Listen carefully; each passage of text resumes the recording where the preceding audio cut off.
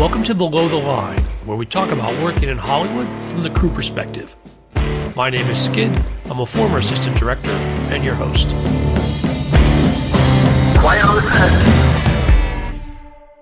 Today we're talking about Aftersun, the 2022 directorial debut from Charlotte Wells, and my guest is the film's editor, Blair McClendon. Blair, welcome to Below the Line. Thanks for having me. Blair, very excited to have you here today. Joining me in the co-host chair this week is Christopher Angel, longtime Hollywood editor and regular guest of the podcast. Chris, great to have you on with us today. Thanks, kid. It's great to be here, and it's great to have you on board, Blair. Thank you for joining us. A quick warning for listeners, today's conversation will contain spoilers for the film, and this is a great film. So if you haven't already seen it, I recommend you check it out. It's currently streaming on Showtime and Paramount Plus, and you can rent it on Amazon for like $4. It's well worth it. In case you're not already convinced, let's set a little context. Chris, you join me every year on the podcast to talk about the Oscar nominees for film editing. When I asked you what worthy films didn't make the list for 2022, you named Aftersun. I did indeed. Yeah, it really stuck out to me last year, particularly from the editing point of view, which is how I tend to try to analyze these films. But, it tried to do something different. I think we're always looking for films that seem fresh and different. And it to me broke some rules that we'll talk to Blair about, I guess, what the approach was as we go. But at the end of the day, just built and built. And I had a very strong emotional reaction, as a father. So I really that stuck with me, and I couldn't forget the movie. So I'm excited to talk more about how it got made. Yeah. And Chris, and while I hadn't seen the film at the time, our conversation stuck in my head. And when I finally did screen it in mid-2023, I was really moved. So, Blair, you're sitting here with a couple of fans. Maybe you can introduce us to the film by talking about how it came together. Yeah. Charlotte and I, the director of the film, we've known each other, I guess, about 10 years now. We both went to the same film school, and we both liked each other's work, but hadn't worked together at first. And then, gosh, it must have been in the second year, maybe the summer between them, asked if I would do a pass at a short film she was making called Lapse, which we did very last minute, just before the deadline for submissions to Sundance. And it got in, and we've worked together on all of her stuff since then, her next short and then Aftersun. I can't remember exactly what the public acclaim is for how many years she was working on it, but it's been a while. And then, much like everybody else in this industry, got pushed because of the pandemic. In early 2020, we were supposed to shoot that summer, and that was, the original plan for that. Obviously, that did not happen, and so we pushed it a little while later. It's, I've worked sort of with people in different capacities between doc and fiction and sort of at different stages of it. Most often I don't know about a project this early from when they're thinking about writing a script. So this is always working with Charlie has always been different for that reason. And Charlie is very capable in an edit room. And we have now, I don't know how many years, 7 years. I hadn't thought about that. 7 years of working together, I guess. So there's a lot of shorthand now that you don't need to pass through, because I do know more or less what she's after, and I think she knows more or less what I'm likely to do. And did you have conversations with her before she even went and filmed? Yeah, so there's a group of us that came out of film school who are all friends and collaborators and have worked on a bunch of each other's things. The last short film I shot, Charlie produced. Greg, who shot Charlie's movie, shot that movie. Another friend of ours, Harry Chepka, did a feature 5 years ago that Charlie produced, Greg shot, I edited. So there's been a circle of us who have kept working together, and there's a larger circle than those people too. So before they shot, I was talking with them a bit about it. It was Charlie's first feature as a director. It wasn't my first feature editing. It wasn't Greg's first feature shooting. I think it was his second or third. But some of the conversations we had were just very like blunt ones where they were like, what are the obvious things everybody forgets to do that are really annoying for you? So like we had conversations about that, but there was also just like Charlie said it once, which is I think one of the benefits of us having all worked together for so long is our interests and tastes have sort of evolved with each other. So I think a lot of it was also just like, I remember a long time ago being very excited about Edward Yang because he never made a bad movie, and that's pretty cool. And I can't even remember what year this was, but Greg saw a bunch of his movies with me, and Charlie saw a bunch of them. So a lot of the conversations I would say weren't even necessarily about like, how do we make Aftersun? They were more just about like, what's the sensibility that we're all interested in, and how do you do those things? And Greg put together like an incredibly good pre-shooting document that just had lots of little videos in it as references and lots of things in there. And so we went through those and talked through that stuff. But I think a lot of it was just I don't think any of us would ever make the same thing, but have been headed in more or less the same direction. And I think a lot of the conversations were more like that. I mean, the one I remember most distinctly when we were cutting was when we were trying to figure out how long you're supposed to pace interstitials. And so then we watched the beginning of Floating Weeds because I was like, there's some good interstitials at the beginning of Floating Weeds. And we were in London sitting in the edit room and I was like, let's just watch the first like 5 minutes. And then we just sat and watched the whole movie for the first 2 hours of the day. Which, if the producers are listening, we didn't do. We like worked. But I do think was actually like one of in a practical way, it answered a question we had, but also I think is how we work together a lot. Is just a lot of like, oh yeah, that one thing. Let's like attempt to be kind of as good as that.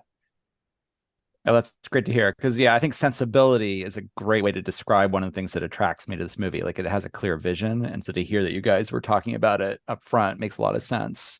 And something I think for the filmmakers out there to sort of listen to, like, yeah, if you happen to know who your editor is, like involve them early and get them understanding what the vision is. So that's great. Yeah, I think that's really true. I mean, I've come in at like lots of stages. Like, I've been like a finishing editor for a project that's already almost done, and I've come in like right after shooting or like been talking to them while they're shooting. But I do think you can like save a lot of time by having those conversations earlier. I mean, sometimes for practical reasons, like the ability to say, you think you have this shot, but you don't. But I think also just getting people on the same page for where it is you're heading. Because I think that's where you're actually burning a lot of time in the edit room, is just trying to get both of you to comprehend where it is you're heading. Exactly. So talking of the shoot, where was the shoot and where were you? I know it was the pandemic time. So how did that work? And when did you start actually editing it? And how did you get the footage? It's a father and a daughter going on a vacation to Turkey, which is where they shot it. I wasn't there, which was a real bummer for me. I thought I might get a free vacation. I did not get a free vacation.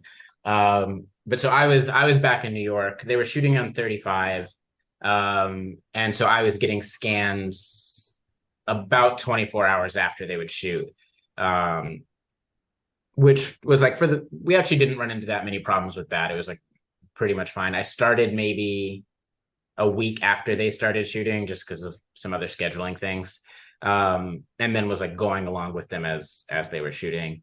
And it is a pretty simple story. And like the script, there's lots of stuff that's not in the movie that's in the script, but in terms of like, you read that script and maybe you didn't see exactly this movie, but you felt it, I think, pretty clearly. And it was pretty clear how you had to do it. And so like from the beginning, I think also because of just the people we're interested in terms of filmmakers and artists and stuff, we knew that, we're not like trying to hang on some, I guess there's a reveal. Not really, but we're not trying to hang on like, oh, and then this happens, and then this happens, and then this happens, because actually nothing happens on vacation, which we kind of knew, and we're like, you have to use that as the point. is that like nothing's actually happening. Which, you know, I think is like, I don't think either Charlie or Greg would disagree with me that we are all drawn to films where actually nothing happens. I mean, what I love about Floating Weeds is that like actually the most devastating thing isn't when the young man is like, "You're not my dad," and like pushes his dad, but it's the very end where the man and his like former lover, who we think have split up, find each other in the train station in the middle of the night, and she tries to light his cigarette, and he keeps moving his mouth away so the cigarette won't light. And I was like, that's pretty good. Like if you could make a whole movie really like culminate in, will you let somebody light your cigarette, you've done a pretty good job. And while I will not stake a claim that this movie is as good as Ozu, I do think there was like a similar understanding here that it was, if we can teach you to really watch these people, then very small things are going to bear a great deal of weight. And so a lot of the questions we faced in this movie, I think in terms of like post-production, it wasn't hard in the sense of they shot the movie they wanted to make. Like it's not like we took a movie that's really straight ahead and sculpted it back into this thing that is more opaque. It's like, you actually can't make the straight ahead movie out of the footage they have. But it was that we knew like we kind of have to teach you that it's gonna be okay. And I think a word that like kept being said in the edit room between Charlotte and I was just like, the movie has to be confident. Because we recognize that like it's a slow movie. We're mostly just like watching a dad and a little girl like put on sunscreen, or Aftersun, which I didn't know that's what Aftersun meant until we were almost done. One day I turned to Charlie and I was like, I just want to let you know, I don't actually know what that word means.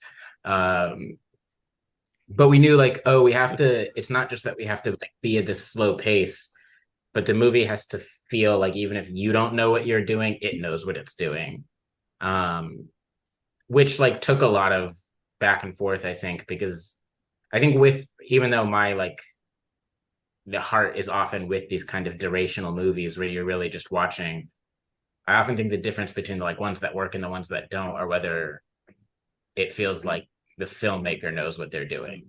I mean, I remember seeing Days. I think we were still editing when I saw Days, and that opening shot of Days is just like, you know, he's looking out of the window and you see the reflection, and in the half reflection from what he's looking through, there's a monsoon coming in. And I was like, okay, well, if you timed your shot to a literal monsoon, like I have to trust you for a while. Like you've bought a lot of time from me. And I think we didn't have a monsoon, which is too bad. But I think we were thinking quite similar to that. We were sort of like, this is the thing I think I say in a lot of edit rooms is like, if we're not doing a straight ahead thing, then the question is always like, how do you keep buying yourself time? And I think that was a thing we really were trying to zero in on, is like, what are the moments where you really like, we are buying time with the audience to say, no, just keep watching because we are going somewhere. Don't worry about it. Even if the place we're going isn't some big shootout. But it is like those key moments, I think, where we can say like, you feel this and that emotion buys us now another 10 minutes or another 15 minutes or whatever. Which was true. There's a very long shot at the beginning of Callum, the dad, who's just like dancing through the window. And it's very long. It's the longest shot in the movie, I think, actually. I think that's correct. And, you know, there was like, when we'd get feedback that said, why don't you guys cut that down? Because it's really long and all he's doing is standing out there. But I think Charlie said this first and she was totally right, which was just because we have to teach you to like watch him this closely. And if we don't say out the bat, like you need to pay a lot of attention to like very small things about this man, then actually the movie's lost. Then you just won't, at which point nothing happens in the movie at all.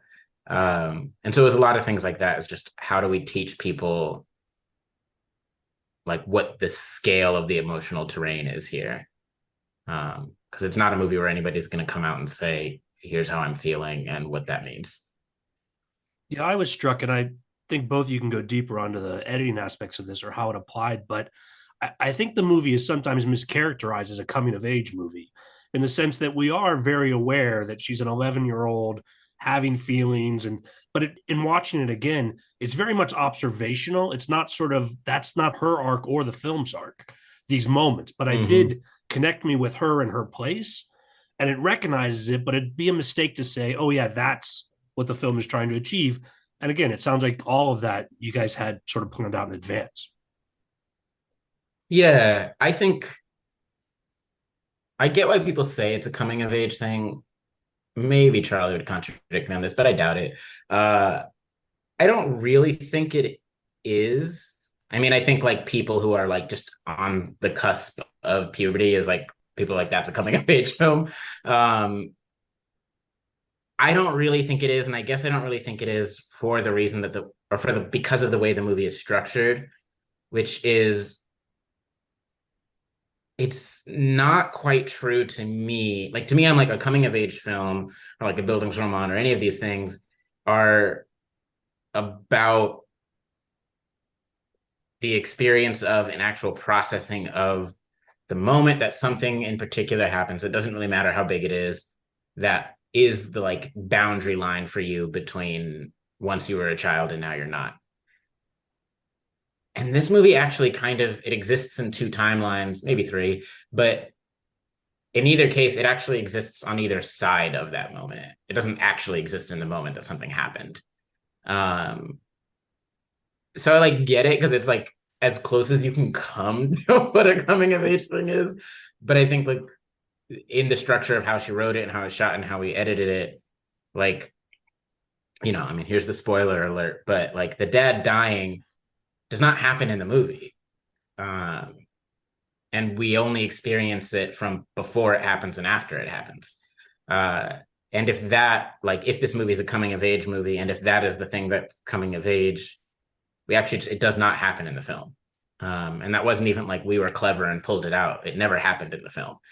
And so if anything, it's sort of like, in my read of it, I think someone's attempt to reconstitute something that happened just before that moment, which I think is like speaking to the sensibility, just sort of the sensibility of the whole thing, which is like, it's not really about explosions or like this key defining moment. It's mostly about like the tremors that come before or after something. I mean, I suppose there's like some coming of age and like she kisses a boy and is she interested in this older girl? But even then, again, it's like it doesn't really happen in the thing. So yeah, I mean, I think that was throughout. Like our structure was always kind of, we're not that interested in the big dramatic moment. We're interested in the thing that comes after it or before it. Because the moment itself, I don't know. I find this like, no offense to everyone else in the entire industry out there, but it's like the shot that I like am always just, I find so hard to actually pull off, even though it appears again and again, is a lead actor or actress crying and the camera pushes in on their face. I'm like, almost every time I see it, like my gut reaction is, how dare you? And I think like, I know why it gets played all the time, but I actually think that's harder to pull off well than almost anything else. And I think the flip side of that, though, is like it does give you a structure if you're trying to build to that. And in our instance, we were like, okay, like everything in this is very sad. People can't just be crying in it all the time. But that did sort of force a reverse work then of like, if we're not building to these big crying moments or something, then we have to find a way to make everything else really register. Because otherwise we wouldn't have had anything and then we would have been in a lot of trouble. So you used the word structure a number of times there, which I think is really interesting, because I think the thing that attracted me to the film at first viewing was like it broke the rules of what I'd been taught at my film school about 3-act structure and 3-act storytelling, right? Clearly, like once I got past wondering like, oh, what's going to happen, and just was trying to be in the moment with the characters. Like that was gone. But what did you use in the editing room as like a structural theory to figure out like what order the scenes were in or when we saw certain things happen? Because I know you said you moved things around a little bit. So what were you using to try to do that? Well, I mean, I will say that like neither Charlie nor I nor Greg nor honestly like are like terribly drawn to like answering a question about like the story when people have that.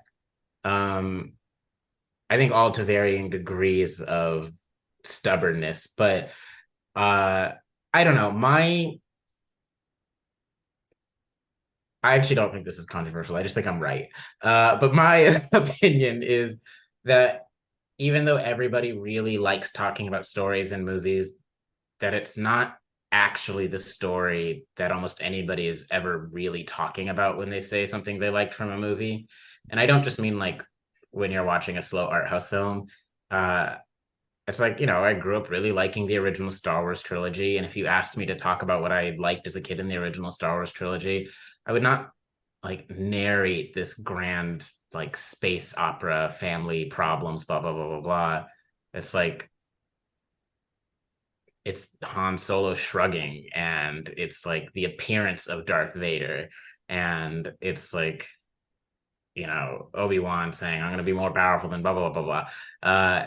Which I just think like the things that people are actually interested in is that like movies are really good at making gestures mean a lot. And even if you're watching a Marvel movie, it's like you ask someone to say what they liked in it. Very rarely does somebody repeat the plot to you. So, I mean, I think we came in, Charlie and I both being like, I don't care. But then I think what happened is there was an obvious structure from the script, which is the movie was structured by days on this trip, which for like practical purposes was mostly about their outfits. And so there was like some ways you would get locked into a few things where you were just like, well, we can't like change their outfits 4 times in the next 5 minutes. But there was a little more looseness there than we originally thought. I think the main thing that moved around was, there's this run of scenes that take place in this sort of rave space where the older version of Sophie and the version of Callum that existed on this trip are both there. And she's like trying to encounter him in this rave space, which is sort of like unreal and in this maybe other timeline or reality. And so like from the beginning, we were sort of like, even though it was plotted in the script, we were like, that's going to move around a lot. And that was like after the days were set, there's like one plot line. It's not a plot line. She learns to play pool. That's the level of plot line in Aftersun is somebody once played pool and we got rid of the pool. But like that got pulled, but then we were still pretty stuck in the days.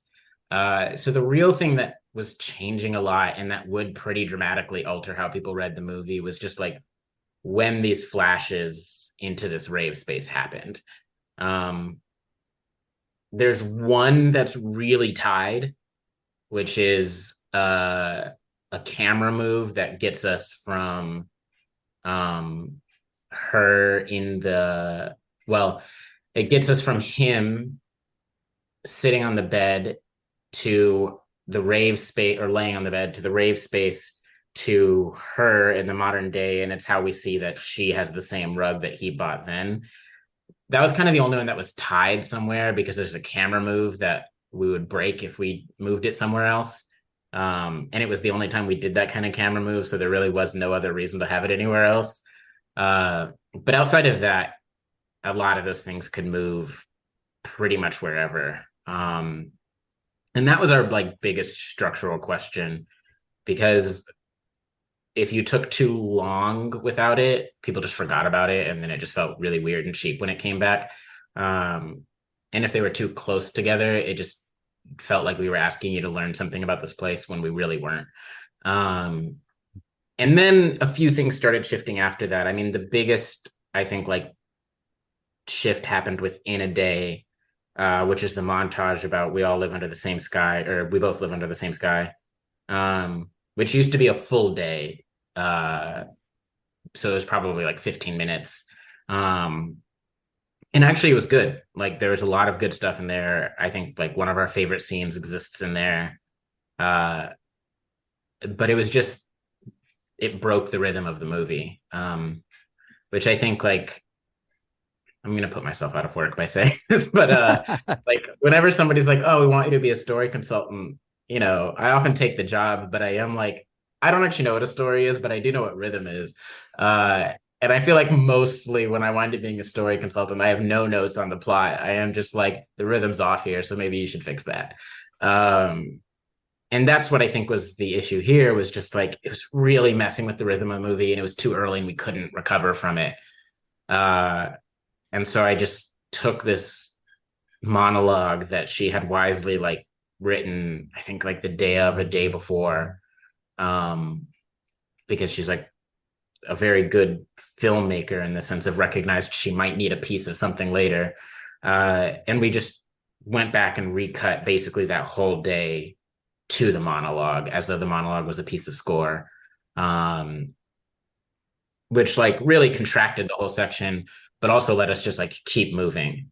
Because something we realized was, like, the back end of the movie, I don't think I'm, like, betraying any secrets of the edit room by saying this, but we always, like, we really liked the back end of the movie.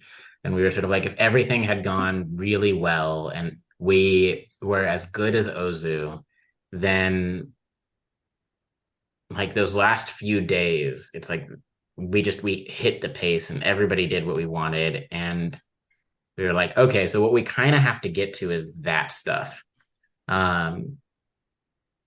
Which then meant we had to work backwards sort of from two things, which is, one, how do we build a movie where that rhythm is what we are headed towards the whole time? And then the obvious one was also, we're going to immediately break this and have a massive blowout dance sequence. And so, like, that's got to not come out of nowhere. And I think that's really about the placement of the rave scenes.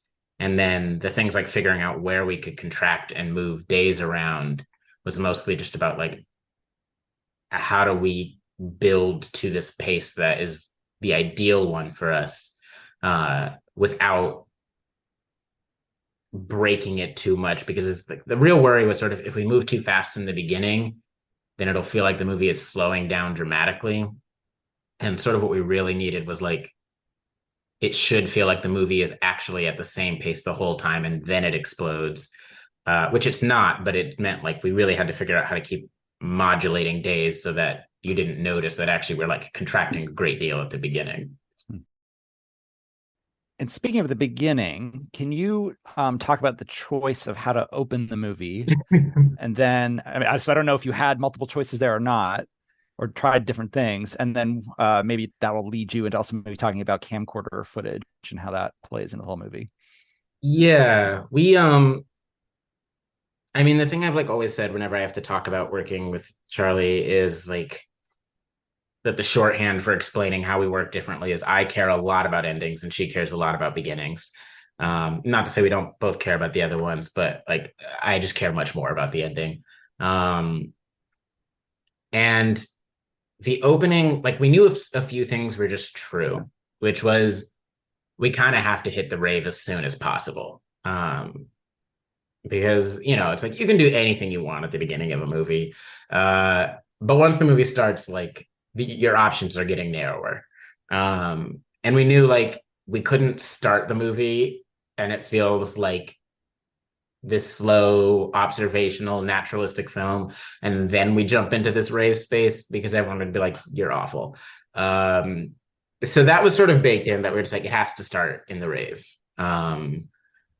We also kind of knew it for a very strict, again, like, the level of plot is that we're like, you need to recognize these two people, but we were like, we do need to, like, establish quickly that, like, older woman, girl, same person, which some people didn't get for a really long time. And then I think Charlie at one point was just like, what if just the very last frame of the rave is her, and then the very next frame is the little girl, and it worked, and nobody ever asked us again. But the beginning where it starts with the camcorder footage came actually pretty late. Somebody else who gave us notes suggested it. We were very resistant to it. And then we tried it and it worked.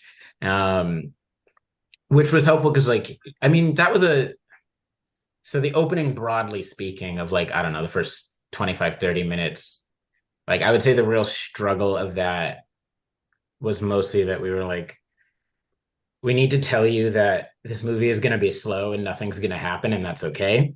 And we need to tell you that this rave space exists and it's not real, and that's fine too. And we need to introduce this camcorder footage. And you need to have some sense that, like, this is a memory.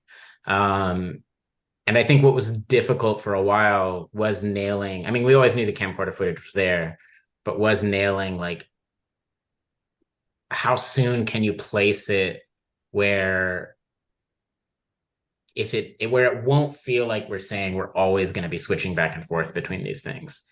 Because we knew, like, the bulk of the movie is always going to be in this memory on 35 watching this little girl and her dad.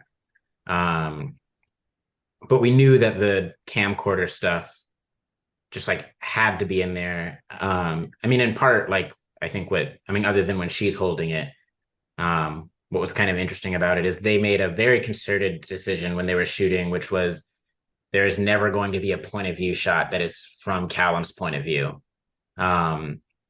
which sort of then meant, as a result, that actually the only true point of view from Callum is when you are watching camcorder footage that he's holding the camera of. Which he was really doing. Like, they just gave the camera to Paul and Frankie and were like, go do stuff. And so that was sort of like, one, I think it offered us a sort of way out, which is that the whole movie is, like, quite melancholic.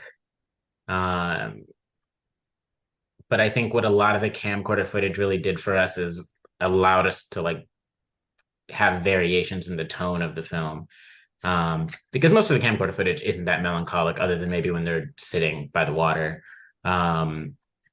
And so it was, like, very helpful for us to be able to drop in, like, okay, yes, this is a woman in her 30s remembering her father and remembering this time, but the little girl then is actually having a fine time. And I think that was really important to us, was how to make both of those experiences be running at the same time, which is that even as you're watching it, like, if you've seen enough movies, which we were always like, whenever we got too many notes about, like, what people understand, I was like, a very specific kind of person is likely to see this movie, and they've seen several other movies. And, you know, we were like, look, if you've seen enough movies, there's something about, like, the air in the room here and the pacing of the thing and the looks people are giving that we are saying, like, pretty quickly, even if we don't say what it is, like, uh-oh. And so we were like, but that has to, like, your knowledge that this seems quite melancholic can't be imbued in the present tense of, like, this character who's actually having a perfectly fine time. And I think that was, like, where a lot of this camcorder footage helped. I mean, it's where, like, also just that they're both very good actors really helped. But a lot of it was just figuring out, like, how do we make the movie's tone not the tone of the performances? Because Callum can be a little more down, but I think it's, like, it's very easy when you're in sort of this melancholic tone to say everybody in it is experiencing this thing. And we really wanted it to be clear that it's like, no, because she is remembering this, there is an overlay of this sensation, but anything they're actually looking at is fine. Which I think is why it helped that we, like, opened and closed, although it's, like, in the sort of credits thing, but with her just, like, waving and being very happy and very silly and goofy with her dad. Is that we're like, oh, right, we need to, like, as often as we can, explain she's having a fine time. I mean, like, yeah, the older kids are a little annoying and, like, her dad's a little annoying, but, like, she has to be feeling something separate, which I think is why the end works more or less. Is it's where actually the two tones come together, and before that we've kept them separate. A massive spoiler alert now, but let's since you bring up the ending, since we talked about the beginning, can you talk about the ending, and did you guys have discussions, like were there multiple versions or options for the ending, or was that always the shot that was scripted? No, that's not the scripted shot. So I guess it depends on where people count the ending as starting. I think most people say the ending is like they start at the dance sequence, The David Bowie dance in Turkey. Yeah. And so that, I mean, like the dance sequence was always there. Charlie claims that she didn't remember until we were months into the edit that she also ended her last short film with a dance sequence. And I was like, oh, that's crazy, because I just thought we were doing the exact same thing again. But that was always there. It wasn't always set to that. She like brought it in one day as like wouldn't this be funny? And then we watched it and we're like, funny in the sense of that's the movie now. Yeah, sure. And so we always knew like we're building towards this big moment. We're building towards this big moment. But I think the question was always on the other side of that. And so, yeah, so it's like, that's the moment where we get out of the dance sequence. We're thrown back into this camcorder footage of her leaving to get in the airport to fly back to the UK. And then there's this like reveal in the camera move that we're actually not watching the camcorder footage. We're watching a screen playing it. Camera pans around to her watching, and then pans around, and we do like a very classic crossfade on a white wall, so that now we're in the airport again where the dad is filming where she just was. So we're sort of cheating it as a shot reverse shot, except put into a 360-degree pan, and he walks out into the what now seems to be a rave space. But as scripted, no, the shot can keep going, and the camera can come back around. We had a few different options, like obviously performance options for him, performance options for her. There are different ways that very last shot could be. I think, yeah, like I felt pretty strongly about two possible endings. And in the same way that like Charlie would spend days just like checking the frames in the opening, I think the only time I was truly adamant was about the ending, which is that I was like, I think you can either end this film. There's that like beautiful shot where older Sophie is like looking over her shoulder, and it's like the light flashes on her face and then it goes to black. And I was like, you can end there if you want to end in the rave. Or you can end on Callum walking into darkness, but you can't come back around to Sophie because Callum walking into darkness is too good. And like my feeling was just that, like, I don't know, this is the thing why I care a lot about endings is I don't think I'm ever after like making a perfect film. I mean, there's a lot of movies that I often say like are perfect and they're not necessarily my favorites. Like I do think The Godfather is a perfect film in the sense of I don't think you can improve it and make the same film. And it's beautiful and I'll watch it. And seeing it in a theater on 35 was like magnificent. But also if you ask me to list my favorite films, it'll take a while before I got to The Godfather. And so I'm not often after that.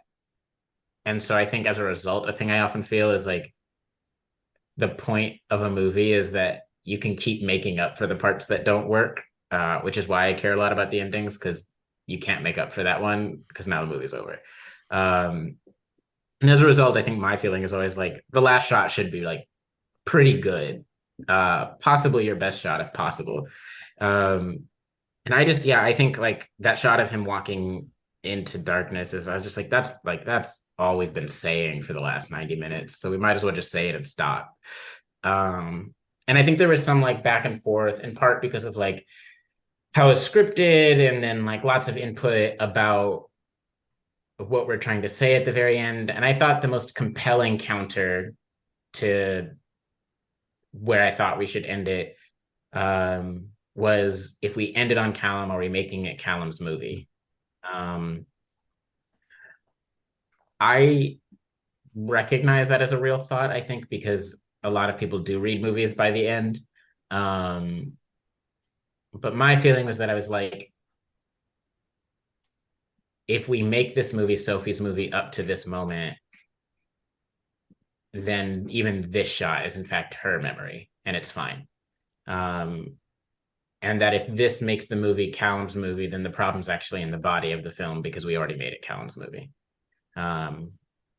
Which, like, you know, we got that note a lot when we were cutting it. And then I remember Greg, our DP, at one point was like, I think most of the scenes you guys have, you're ending on Callum. And so we went back and did a pass where all we did was try not to end on Paul's face. And we never got the note again that, oh no, it's Paul's movie. Which was like a very small thing to do, but secured it. And so then, yeah, once we got to the end, I was just like, it's just not his movie. Like, it is Sophie's. And that's the strongest shot we have. And I think is also the one where it's like, and similar to how that's the moment where I think the two tones come together, it is the moment that's asking you most directly to just like feel what Sophie is feeling.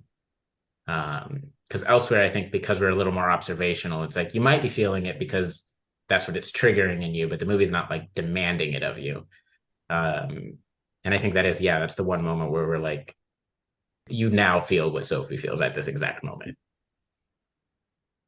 Or you just like don't like people, and that's fine too. I was going to say I was pretty sad. I teared up. Well, it was funny because it's like, you know, I mean, I'm sure you know this, but it's just like you work on these things for so long, you watch all the footage for so long, like nothing actually makes you feel anything anymore. Which was one of our rules, is that we were like, any scene or sequence or run where you still feel something after 4 or 5 months, we were like, okay, like those are no longer negotiable. Like if we actually still feel something from that, like that thing stays. Which I remember for me, it's the shot, they're getting up early in the morning to go to work, or not to go to work, there's no work, to go on the bus trip. And he's filming her with a camcorder and the phone rings and he drops it and you can't see anything at all anymore. It's just like grainy image on the screen and you hear them talking and she's very sleepy. And one, I just like when you can't actually see anything in movies, but I was also just like, right, the sound of a sleepy little girl's voice is like, it does something and it tells you exactly where you are. And so I think like that was like one of the few that I was like, I'm fighting for that. Like we can't lose that. But yeah, it was like, I don't think it was until the premiere, like the lights came up and people were sobbing and Charlie and I were like, oh, right, it's sad. I forgot about that. It's so interesting to hear, because I think what you said at the beginning, that this is a movie as much about like a feeling and these moments of the characters. So it's like how, you know, as you're editing, you're watching these things over and over again over a long period of time. So it's, again, how do you have the confidence, I think that you mentioned, how do you have the confidence that it's working, right? How do you know? I mean, you know, you need a healthy level of arrogance, which I think we had. But I also think part of it was that I think we really trusted. Well, one is, I will say, which I don't think it's like that much of a secret to anybody, like none of us thought the movie was going to do as well as it did. We all thought it was kind of a small film for like a few people who like feeling sad. And I think our confidence was mostly that we were like, one is that they're good actors, and not just like in their being dramatic or something, but I think they're both very good at a very hard skill, which is you can see them thinking, which like let us rest in a place for a pretty long time. But I think in terms of like being quite confident about that, it's that I think we really trusted people's ability to recognize like the like the sort of pricks that bring about an emotion. And so, it's like, I think I always think of when she's like, when he says sorry to her in the mud baths and she's sort of like, it's okay. And he's like, it's not okay. And then she just like says, I'm going to give this big plop of mud for your big back. And it's like very sweet. And she's actually sort of saying something that feels like a little younger than an 11-year-old. But really reads to me as like, oh, you just do understand like a child's attempt to play the grown up, but like they only have a certain set of ways to express that. And yeah, I mean, it's like, I think we were trusting, I guess, that if we show you the thing that incites the feeling, that's going to go further than just showing you the big feeling. And I think like this is why I get why people say coming of age too, which is like, that is a moment that a lot of like very tiny memories are like locked into your brain. And I also think, to be honest, it's like, I don't know, I guess this gets back to what I was saying about like, actually people don't remember the stories of most movies. It's like we were chatting once, I remember, while we were cutting, about the impulse to sort of really just have somebody say the thing. And I was like, right, but like people have been saying, here's looking at you, kid, now for like 70 years. And it's because I love you doesn't mean anything. But like, here's looking at you, kid means a lot. And that was like something I think one of my big and most annoying statements is that I'm always like, almost every art house gesture now is actually just like, what if we did what they did in Hollywood in the 40s and 50s? And it was pretty good. They were pretty good at it then. And I think it is a lot of that it's like, you don't need them to do the thing. You just need it to be recognizable. And like, I do recognize the kind of guy who doesn't say, I love you, but says something very close to it. Just in the same way that it's like, yeah, you do recognize why you just really would not want to be singing karaoke with your daughter on this vacation in Turkey after you've had, 4 beers. And I think it was just that. It was like, if we just give you the thing that gives you the memory of that feeling, it'll actually probably go further for us than just like, here's somebody being sad. That's awesome. Thank you. There's another big topic that you've touched on briefly, but I'd love to hear more specific thoughts about, which is sound design. I assume, again, as a picture editor, you were doing a lot of sound design as you did the offline edit, the first edit, but clearly the movie like plays with sound and then with silence a lot. And then also maybe you can talk about music, both source music and cues. Yeah. So what was your thinking there? What was the process of developing that? Yeah, so I don't know. I mean, I've like always been very, very interested in sound. I mean, I remember years ago, Charlie was always said to maybe to me or to somebody else, I can't remember, but it was just like, oh yeah, like one of the real reasons to hire Blair is like you get a free sound designer along the way. So that's like always been something that I think has leapt to mind first for me. I remember getting in this dispute with a cinematographer friend of mine who was, going on and on about some beautiful images or something. And he's just like, yeah, I mean, the thing is, it's an audiovisual medium. And I was like, right. And the word audio comes first. But so, yeah, I mean, I think like from the beginning, it was like very clear that it's a quiet movie, which means lots of sounds are going to like be really prominent. But a big thing we really were thinking about was just the environmental sounds. I mean, like I'm always thinking about the sound of those insects that are like buzzing towards the very end when they're in like the weird arena. And that, well, actually there's a scene that's not in the movie, but you hear them there again as well. And the same thing of like the sound of steam when they're in the sauna. It's like, yeah, when I think about the sounds in this movie, I'm often thinking about like very specific environmental sounds. Like in some ways, I think the like most important sound design thing we did when we were putting together the cut was just when Callum swims out into the water far enough that you can't see him anymore. we were just like, oh, the sound of the waves should get louder here, which actually didn't happen for a fairly long time into the cut. And it's like, it's like every editor knows this trick of like a loud sound goes to quiet. But there was something of just like, oh, we're holding on this shot for a very long time. He's not coming back. He doesn't appear. He doesn't appear. And actually, like for a long time, it felt like you had to cut earlier. And then I realized, no, you can actually hold this shot for a pretty long time if the only thing that changes is that the waves are getting louder. And so there's a lot of that, to be honest, was like these very minor things. I mean, I remember us like spacing out the sound of dripping water over one of the shots. It was a lot of that. And like, yeah, we did a lot of that work to begin with. I mean, then we had like incredible sound design work. But a lot of it, we were just like, oh, we have to be able to see it because like the length of these shots is going to be partially determined by what is happening in the sound. So we did a lot of that. The score, well, there's two things that are happening in the music, I guess. One is there's a lot of 90s Britpop, which I like, similar to sound design stuff. I think frequently people are like, oh, if we bring Blair on, he like knows all this music and he will do a lot for us with music. I don't know anything about 90s Britpop.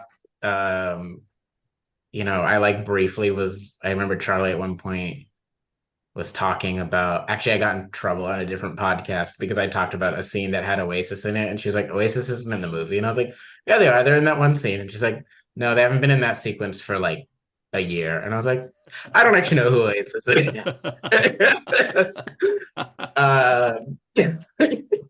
So yeah, I mean, more or less, I didn't know what any of those songs were. Which I actually think kind of helped in this instance, which is Charlie knew all of those songs, had like emotional attachments to each and every one of them, as I'm sure I would for similar music from the same time from here. And I think what was helpful between the two of us was she could really bring like this is what this song means, like culturally. And at the same time that because I like was quite dispassionate about it, I was just like, well, here's a song that I think works here. And so it was like easy to come together on like, okay, right, like you can actually give a sense of, are we implying something because of how this song exists in the cultural sphere? And then I can also bring sort of a counterweight of like, guys, like I know this means a lot to you, but actually it doesn't read on the screen. There's a few built-in things, like she always knew that Blur sequence. Blur, somebody I learned about while making this movie. She always knew that sequence was there. We played a bit with chopping and screwing it while we were in the thing, which I think is like my go-to. I don't know what to do with this song. I guess I'll chop and screw it and we'll see what happens. And then the score, we played around with a lot of stuff. Our temp score was Eliane Radigue. It was this like great French woman. She's now fairly old, but does a lot of drones and stuff. Because we were like, it has to be something that is not operating on the same wavelength as like 90s Britpop. And then we brought Ollie in, which was like really lucky because he's really, really good and sort of immediately understood what we were talking about. Because I think it would have been pretty easy to settle for the score as all of our source cues because there's a lot of them. But I think we were always pretty worried that it's like, I don't know, it's very hard because on the one hand, movies for financial reasons really don't like to have the actual music playing all the time. And Charlie and I are both big believers of the thing about pop music, as annoying as it might be, is that it's like, it actually is either that song or it's nothing. And when you get like sound alikes, I'm just like, no, things actually don't sound alike. It is that song or it's nothing. It's like there's nothing I hate more in a movie than something that's supposed to sound like a famous rap song. And I'm just like, no, actually 50 Cent's voice is 50 Cent's voice. Like I do know the difference and they mean very different things. And so we knew that stuff needed to be in there. But then the danger of it is like any pop song really threatens to overpower your whole movie. Which we knew we were playing with fire because we were like, we're going to end with one of the most famous songs of all time. And I think it was the score and Ollie and like thinking about sort of drones that helped us be like, there has to be something happening in the sound here that says, no, actually, we are always in control of what is happening in the soundscape here. And like, yes, we can drop literally David Bowie's voice in here, but it's actually still our movie. It's not his. And so I think that was a really big part of it, was just like that sound. Yes, it helped us like set certain tones, but it was also just that it's like, you have to do something that is counteracting, like, I've learned Blur is very famous. It was like, we have to counteract that we are about to drop apparently an incredibly famous song, and people will think about that. And it's like, no, we have to make Tender ours, not theirs. And we have to make David Bowie's voice ours, not David Bowie's. So yeah, I mean, I think that's like, we were sort of always thinking about with the score, which is just, where can it really be doing what we want to do? And also like teaching you that the music is playing because that's what's happening here, not because we just think it should be playing because people like that song, which is also why, like, I mean, they did a great job in the sound design for the end when we were like, we need to be able to strip it down to just their vocals, and it needs to like find a way to bleed into our score. Because we knew we couldn't quite get away with like literally just David Bowie's voice, because it's David Bowie and like you'll just lose. So I think at every time with the score, we were really just like, the score is setting a certain emotional tone, but mostly it's that we need something that encapsulates this, or else it's like, yeah, I mean, Chumbawamba, again, I've heard it's very famous, and I think it's like a lot of people, we would play the movie for Brits and everybody was like, yeah, this thing means so much. And I was like, I believe you. If you tell me that, I have to assume it's true. Although I wouldn't be surprised now if some of them came back and were like, we don't know those songs. And I'd be like, that's fine. Blair, you mentioned earlier about how the creative team approached it as a small film that might be enjoyed by, and your word, a small number of people who want to feel sad. But the film has done much more than that. Charlotte Wells won at the DGA for first time director. The film's gotten a number of awards throughout, and again, a much larger distribution. A lot more people are seeing it. Talk to us a little bit about that experience and what that meant for the film overall. Yeah, I mean, I think like, regardless of its actual run, you take a look at the film and yeah, it's about a Scottish dad and his daughter who go on vacation, and she remembers some things. It's hard to say those words and be like, I think this is going to have a pretty big run and Paul's going to get nominated for an Oscar. So I think, and part of it is just, I mean, personally, I just found that quite freeing. Like whenever somebody's like, do you want to come off of this and edit just like a massive movie? My real thought is always that it's like, well, I want to edit something good, but there are a lot of other external fears and considerations that come in the bigger it gets. And I think what was nice about this one is, in some ways, we were both protected by that fact and also protected ourselves from that fact, which is just that we're like, look, it's a small movie. If somebody really hates it, I'll just be like, well, that's weird because it was 92 minutes. Like, why are you so mad? And I think on the other side, it really sort of protected like all of the artists involved in this to just say, you have to just make the movie you're trying to make. Because we weren't, it's not a 4 tentpole movie. We weren't sitting here being like, oh gosh, if we include this scene, are we going to lose boys 13 to 22 or something? So I was like, I don't know. Not the ones who walk into the theater, I guess. But I think what that meant in the process of making it is, I don't want to like undersell this. We weren't like confused about where this movie stood. Like, it's an independent film, but it's not, a friend of mine that we all worked on the same project, he scraped together like $20,000 and we shot a feature in 13 days. And this wasn't that. Like, we knew who was backing it and we had Paul in it. Like, we weren't confused about like, no, the movie's like trying to be seen by somebody. But at the same time, I think like I mean, we said it to each other at one point. I mean, I think Charlie wouldn't begrudge me, because especially now that it doesn't matter, uh, that we joked, but it wasn't really a joke, that we were like, yeah, I think this movie is for like 12 people, and we probably know 6 of them. Which I kind of think is just mostly how you should make movies, is assume you know the 6 people you're making the movie for, and hope it works for them. I don't think anybody involved. I think we all had this idea that it's like, it's a legible festival movie. It can play, people can watch it, blah, blah, blah. But none of us had some idea of it's going to have a really big run and Charlie's going to win this DGA award and so on and so forth. I mean, I think in some ways it struck at the right time. I also think Charlie just like really committed to the thing she wanted to do with it. And I think it is always like quite, especially if it's a first feature from somebody, quite refreshing when you're like, oh, somebody's trying to do something, rather than like trying to demonstrate that they can do the thing everybody does. So I think there was a lot of that really backed us. And then in the run, I mean, I feel very lucky, which is like, if you have to go on a year-long run with a film, it might as well be with like some friends you had from 10 years. Because it is exhausting, like, which I know is also annoying to complain about, because you're like, oh, it's so much travel for the successful film.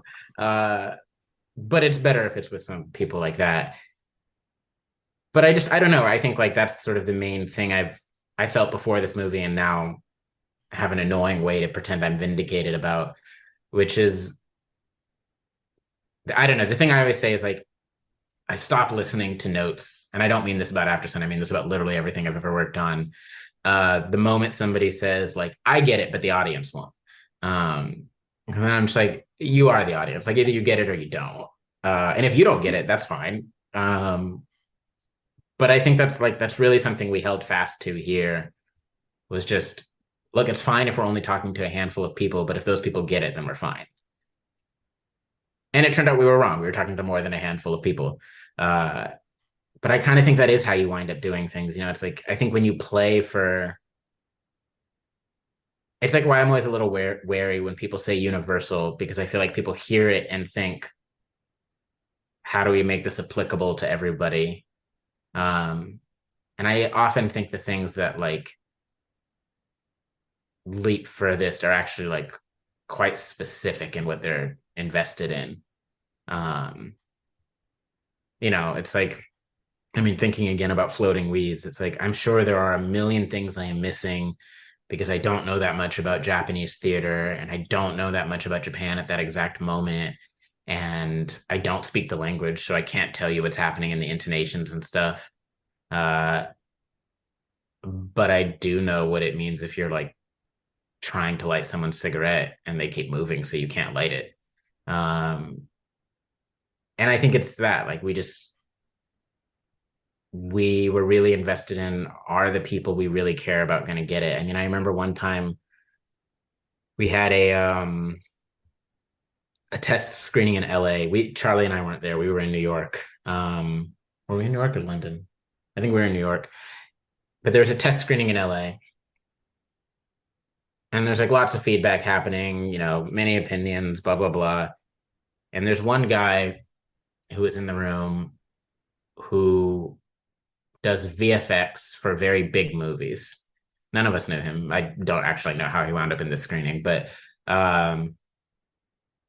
just does VFX for like, just think of very big movies that one would do VFX for. Watches this movie, which is more or less the exact opposite of everything this man does every day. And was actually the only person I think in that room who just got it, not even emotionally, but like there was lots of confusion in the room over what happened in it. And he just got it beat for beat for beat for beat.